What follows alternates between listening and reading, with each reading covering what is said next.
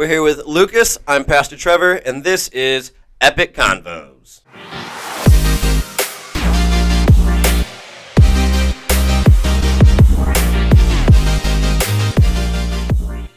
Well, Lucas, thank you so much for being here today. I'm excited to have a good conversation with you. That's, I think, the goal of this. I sure hope it's the goal of this. So, right out of the gate, or in your world, out of the starting blocks. Oh, gosh. Man, why do they call you Lucas Lightning Linder? It's an interesting question, to say the least. So, how it all started is last year when I made it to state for my, I say first time, only time. Aaron and Richie are someone that works in our athletic office at our school, goaded on our bus that we were going down to Bloomington, IU. And it just caught on from there. People called me that. During football season, it was Lockdown Linder I played cornerback. And then after that, when we got into preseason practices, the name Lightning Linder caught back on. And then my sister made a symbol. I'm not giving it to you. I don't need more people knowing it, but my sister made a symbol, and then all of track season they used it. It's like a lightning bolt with an L. I mean, you can use your imagination. But I hear you can't run without stretching. It's a true statement. I mean, I ended my sophomore season of track because I hurt my hips, so I learned very early on in my track career to stretching in that warm-up process, and especially after workouts, stretching out and making sure you're trying to stay healthy and doing everything, controlling what you can control in that aspect. That is what I learned specifically from my track coach. One more quick question. Last name Linder.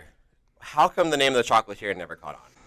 I don't know. That's never been not Josiah. Jairus is the only one I know to spell it wrong. So, I mean, I don't ask anyone that knows me. I don't eat chocolate that much. I try not to eat sweets if any times at all. So, don't drink coffee. Don't drink soda.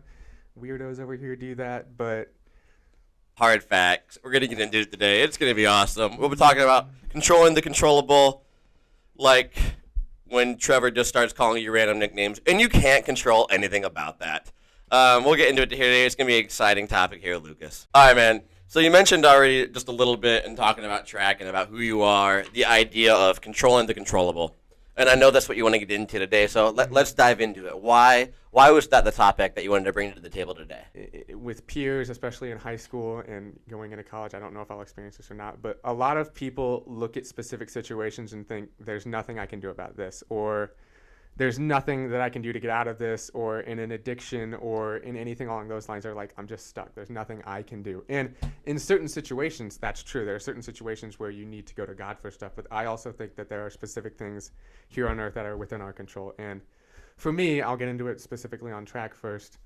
I have the option to go into practice and put in work. Like my coach, Coach Chase Pinion, just shout him out for a second, but he cannot go out and all 50 athletes make us all put in good effort. He can't make anybody put in good effort. In the end, that's a choice for them. So to me, I really value and appreciate and respect people that can go out and no matter what the circumstances are, whether it's pouring down rain at practice, whether it's a perfect day, whether it's 100 degrees or 50 degrees, people that can go out and put in the work, run, like my workouts I'm doing for college right now, run 2 miles, then go run in place for a minute, then go do a squat spectrum, then go do core. My college coach is not here with me. He doesn't know if I do that or not. He'll know when I get to campus and I'm not prepared if I don't do it, but in the end, no one's making me do it. It's my choice. And in high school workouts, when my coach first got here my junior year, there was a lot of stuff like his opening press conference, what I'll call it, he was just talking to us. He specifically told us, none of us know how to run. And I remember one of my friends was really upset with him, and he told me after, I don't like this dude. And to me it was, he's right. Like I was coming off a season-ending injury because I didn't know how to run. So I was completely open to being taught how to do it and ready for that. So he put us through a lot of hard workouts. I remember his first 2 weeks of practice this year, first 2 weeks of official practice, he specifically called Hell Week because it was 2 weeks of conditioning. And it was, again, you're going into it, you can go into, let's say you're running 500 meters at a full sprint. That's an extremely hard workout. And if you take 2 or 3 reps off, you do that consistently for every workout, that you're not going to be as fast. If you go into it and you go 90%, your coach is not going to notice that well enough to say, hey, you need to be picking it up or whatever it may be. So to me, you have the choice to go into a practice and give 100% effort and always control what you can control. Going outside of practice, taking an ice bath at least once a week, I would do it far more often than that. Or going home and spending 30 minutes to an hour stretching, or my crazy habit, I get up every morning and I take a cold shower. One, because it wakes me up in the morning.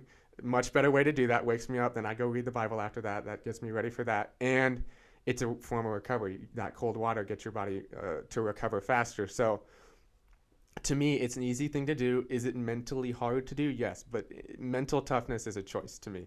Okay. And there are certain situations where it's harder to be mentally tough, but in the end, you get to make a choice. Like cross-country runners, it's a choice to go out there and run 5 miles for a race. I've never done it. I hope I never have to, but that's a very hard thing to do, and they have to make a choice. So that's the track application for it. I like that. I like that a lot. So how do you hit a tiny bit in there about your personal life and a little bit, you said to read the Bible in the morning and that kind of stuff. Mm-hmm. How do you apply that same concept to your walk with Christ, basically? So starting with getting up in the morning, reading the Bible, that's a choice for me. Like, nobody's making me do that. God can't, he can make me do it, but he's not going to get up and make me do it. We have free choice. We are choosing to follow him. And that, to me, is a good way to start the day, whether it's doing a devotional on the Bible app or just reading a chapter, like I've looked at Romans recently, or recently my grandma gave me just a daily devotional book. It's just one short page that I can read in the morning, or just something along those lines, and then praying after that, and then getting into my day. To me, and I've done it before I started doing this, you get up and you're subject to your feelings if you wake up. If you wake up and you're in a crap mood, people are going to say, well, I woke up and I was in a bad mood today, which to me is a controllable thing. You don't have to listen to your feelings. Your feelings at times may deceive you, and in the end, you don't, like, if you go to practice and you feel like crap, guess what? You can still choose to have a really good practice and put 100% effort in. And so waking up in the morning and taking a cold shower, reading the Bible, praying, that is a way for me I can be on my own for a little bit of the day, and it's completely up to me what I do, and it's completely up to me on growing my relationship with Christ, and then I can take that experience I do in the morning, and that's a consistent way to start my day and be in a good mood for the rest of the day. One thing that we have to remember is we serve God, and God can do whatever he really wants to do. Mm-hmm. But what we do have is we have free will to make the choices we make. Yep. We were talking in our very first week about, you are or you are not a product of your environment. We're having kind of that conversation.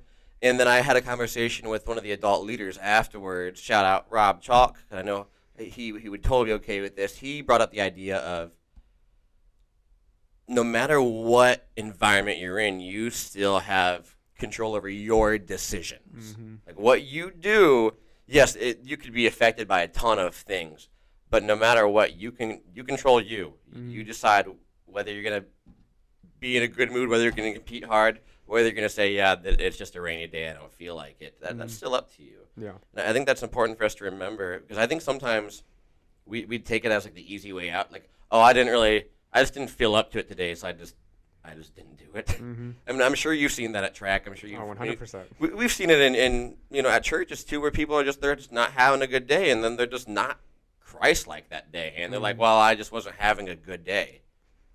It's like, well, God doesn't say give it everything you got only on your good days. Mm-hmm. God doesn't say only serve me on your good days. So I really like that you brought that up. You did say one of the reasons why you started focusing on this more was because you pulled a muscle, hurt your hip. I strained both my hip flexors and ended my sophomore season of track. I ran like 5 races that season. So when you don't control the controllable, it doesn't always end up the best way. Yeah, stuff happens. Stuff can happen. Mm-hmm. Dude, that's awesome. Not that you got hurt, but that's just a really good story. It's a really good way to use that, and then you've become a better runner because of it? 100%. Made it to state my junior season. Let's go. Going to run track in college, so. Awesome. So, man, what you've kind of hit on a little bit is the idea of mindset and how that has a huge factor into things. Can you give me a little bit more on mindset? Mindset, to me, in essence, I always use the phrase controlling the controllables, but to me, it's you have the option, you have the choice to think what you want to think. Like, if you, let's say, like we're talking about my injury where I missed my sophomore season of track. I didn't know this then, which I had, but I had a choice then to think this injury really sucks. There's nothing I can do about it and kind of just wallow and not get better through it. Or something I've learned from my coach is you can take that as an opportunity. I may have lost the opportunity to go out and compete and run, but I may have the opportunity to coach up kids younger than me, better my relationship with those around me, better my relationship with God, reading the Bible more because I have more time because I'm not running, or in a more extreme case, like if you're in a hospital for some reason, you break your leg is just the thing that popped into my head. But if that happens and you can't move or you're laying around for weeks on end, you don't have to just lay around and do nothing. You could be in the Word. You could be in leadership books, in mindset books. You could be growing your knowledge so that when you do get back to full health, you're a better person and you know how to not let that happen again, or you more so you're a better person because of maybe your bad circumstances that you may have thought were bad. But you can take any situation in my mind and turn it for your good in my head. I feel like I've mentioned it maybe every single time we've done with these, but God can use anything for good. He can take what the enemy meant for evil and use it for good. But I'm saying that because that's probably not always easy to do, especially right when it happened. But when you are saying, hey, control the controllable, you're hurt. There's really not much you can do about that. I mean, be on the road to recovery. If you're literally supposed to just rest, well, you're supposed to just rest. Yep. But what you said was, well, I could maybe mentor other people, or I could get into the Word more, or I could do this, or I could do this. All things that would not have happened if you actually didn't get your injury. Or most likely would not have happened. So on those lines, controlling the controllable, one thing you can try to control, we can want to control, but as other people. Yep. What are you doing about other people? Because controlling the controllable, there's some variables out there. One of the hardest things, especially as a high schooler going into college, as a younger generation, it's never been harder to be around other people our age in terms of the judgment that happens. Even as a Christian, it's not any better. It only gets worse in terms of judgment from other people. And what others do, like as a track athlete, I can go out and put 100% effort into practice, and I've watched every single day, I'll watch other people not do the same. And it's extremely annoying. But to me, I have the choice to put in 100% effort myself. I can talk to them and I could go up to someone and say, focus on the warm-up because the warm-up is an extremely important part of practice. Or I could go up and ask them why they may not be giving 100% effort. But there's no point in pestering them because that's not going to change what they think. You can give your input, you can give what you think they should be doing, and then you have to leave the choice up to them because in the end, you can't control what they do. And in other instances, like I just gave my first sermon in front of the middle schoolers a few Sundays ago. Hey, you did. And one of the things I told Josiah when he was going up to give his first one too in front of the adult service, very big service that day too, is there's nothing, if you're worried about judgment or worried about messing up, there's nothing you can do about what other people think about you. What I referenced was 1 Corinthians 13, which talks about always talks all about love. And what I told him was that type of love that we're called to have as believers, you can have faith that those watching will show that kind of love to you. And you can choose to have the faith that they're going to love you that way. And if they don't, there's nothing you can do about that. There's absolutely nothing you can do to make them love you that way. As believers, they're called to love you that way, and they have the choice to listen to that. So in front of middle schoolers, I have the choice to get up there and either be super nervous and mess up a lot, and it will be awful, and it won't go well, or I can choose to slow it down, give myself the comfort knowing that I can have faith that they're going to follow the word, that they're going to be respectful as called to do, and love me as believers in Christ. And it helped a lot. You're still going to trip up. It's not going to be perfect, but that to me is part of controlling the controllables. You can choose to think that, and you can choose to have faith in other people, because in the end, that's all you can do. You can't control what they do. Yeah, you can have faith. You can believe it's Joshua. You can be strong and courageous. You can do all of those things. And I honestly think courage and confidence and faith, of course, they get you a long ways. Mm-hmm. You go up to a group of middle schoolers and say, hey, we were reading the book of Revelations to some middle schoolers. If you don't have confidence, and of course you need to know it. If you have no idea what you're talking about, it's going to be very difficult. So there's a little bit of preparedness that also goes in hand there. 100%. A lot of preparedness. But if you go up there totally unconfident, totally thinking this is going to go terrible, Mm-hmm. going back to mindset again, you're not setting yourself up very well. You're setting yourself up for failure, 100%. What do you think about when people? How confident do you think people are in God? So, to me, and I even see this in my own faith, it's extremely hard to have that type of faith. Like, to me, I have always been I want to control everything. So learning this whole mindset thing been very difficult for me.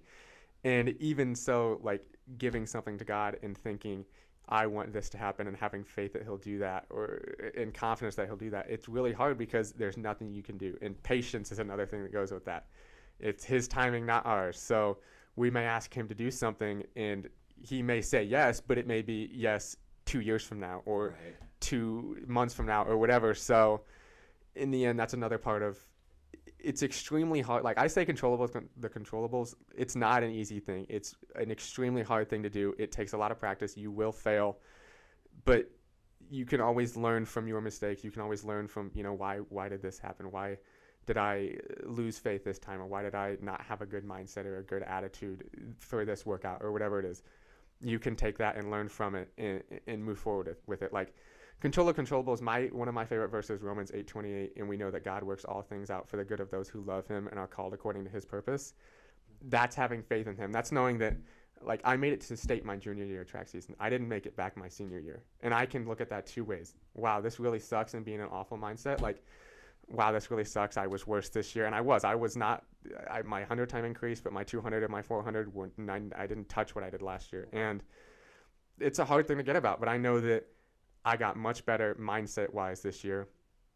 I know that I improved my ability to go through hard things better. And I know that going into a collegiate season, I'm probably way better off not having made state than having made it, because that to me gives me a little bit of, I definitely still have work to do. Not that I would have thought I didn't if I made it to state. A little bit of motivation. It's a little bit of motivation. It's like I didn't reach my potential of even running my PRs to make it to state. So to me, like, having that confidence, again, it just comes down to a choice. It's extremely hard to do, but I've seen people do it. I've seen people my age do it. I know adults that do it. I know older people that do it. And it is always possible. Asking questions is another great thing. Like, I learned all this the controllable stuff. Didn't just pop into my head one day. God didn't just bless me with this knowledge. I read books to get it. And I read books given to me by my track coach. And that was the thing to me, is like having a great mentor is partly controllable, like, or partly not controllable. Like, if a school brings in a good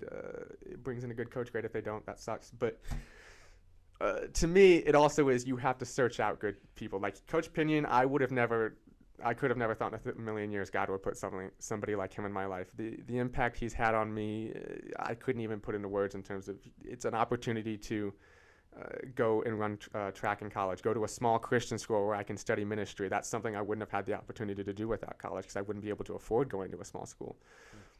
So having that opportunity, and the stuff I've learned from him, the mindset stuff, the ways that he's impacted how I approach everyday life, how I approach my academics. Like, I was a good student before him, and I was still a good student after I met him, but how I approached that greatly improved in terms of like approaching an English assignment. I don't like English. It's not my favorite subject, but I can approach a paper and say, wow, this is really going to suck, and procrastinate, and my paper won't be as good, and I won't learn. Or I can choose to learn from everything I get in school and have that type of mindset, which applying it to school is another thing that I would say, it's best estimate 70% of kids don't want to be at school. And yeah, I'd say easily, right? At least 70%. And to me, I'm not going to say I always wanted to be at school, but I always wanted to use my opportunities at school. Like, I had an opportunity not everybody got at school, then I got to go to a school, and I got to go to a good school. So to me, right, take advantage of the opportunities, learn, take challenging classes, do your assignments, put the work in, and you will get what you put in. It's summed up that way. You will get what you put into something. So You just keep getting better. The more you do it, the better you get at it. if you do it right. I like that though. If you do it right. It's like practicing 10,000 hours and you'll be good at something. No, practice intentionally and correctly for 10,000 hours and you'll do it. Or learn if you do it wrong. Wrap your head around, there's a lot of complicated stuff in Revelation. But in terms of applying the faith and maybe not doing it correctly, what would pop into my head is those followers around you, those believers should be calling you out on it in terms of they should be helping you to practice your faith right. And if they see you not doing that, they should be talking to you about that. And studying with people that know the word better, studying with a youth pastor, being in a Bible study group, in a men's study group or a ladies study group or whatever it is, being with other people and seeing different perspectives through it, working with others through it, that will help you understand it better. And that's really all there is to it. Like if you're applying the word wrong and like if you think in your head this is how God wants me to apply it, and other believers who know you're doing it wrong don't call you out on it, you're never going to know. Unless it is so worldly that even people living of the world call you out on it. Like to me, you have to have faith that other believers are going to call you out on it and help you live the correct way. That is that's what makes sense to me. Let's say, hey, you have every correct intention, everything like this, and you happen to not explain it completely correctly. I guess you do have to have that faith of like, hey, God can still use what I said. 100%. Man, I meant this in a way that was good for you, and I hope it brought somebody close to you. But I'm going to acknowledge that maybe I didn't do it correctly, and I'm going to try to do a better job next time. Dude, I like that a lot. Yes, you can learn a lot by teaching middle schoolers. You can learn a lot by self-reflecting. You can learn a lot by having the correct mindset. Man, I think this has been awesome. Mindset, controlling the controllable, taking feedback and wanting feedback. Why, I don't remember the exact quote, but wise people want feedback, take that, and it makes them better, and fools despise wisdom or feedback. Somebody that is wise, living through the word, you have to want to do it correctly, and you have to be willing to take criticism if you're not doing it correctly. Like, if you're practicing something biblically wrong and people call you out on it, you have to be willing to listen to them so that you can grow in your faith and so that you can correct it. Because no matter who you are, if you're doing something wrong and you're not willing to take criticism and you're not willing to let other people tell you that you're doing it wrong, then you're not going to fix a lot of things. You're using whatever form you like to use. And you're saying, hey, I really want to improve my time by a second or whatever would be good in whatever race you're running. Mm-hmm. But you're like, I don't want to change my form. Well, then do you truly want to get better? You still want to get better. You can't have both. Exact same thing when we have something in our life, we're like, wow, I really need to improve this.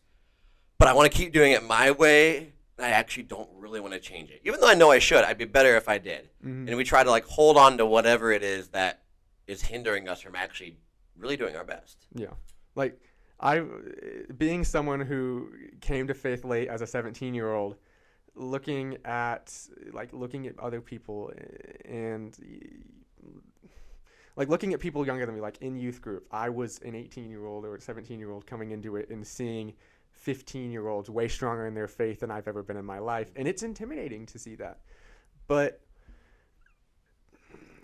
to me, like looking at that, you can look at that as an opportunity to learn from them and take their feedback and like look at how they're doing things and learn from them, or you can be intimidated and not learn anything at all from them, and that's not really going to help you out either. So it all comes back to mindset. Mm-hmm.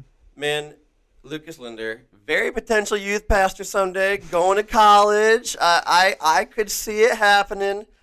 What's your key takeaway from today? The main thing I take away from this is you have control over what you do. Like, that's the basis of it. You have control over what you do in your life. Whether you're mean to people or nice to them, or whether other people are mean to you, you have a choice to look at them and forgive them and still be nice, or be rude to them back, which is not going to solve any problems, I would know. But that's the main thing, is you control what you do. I'm Lucas Linder, and this is Epic Convos.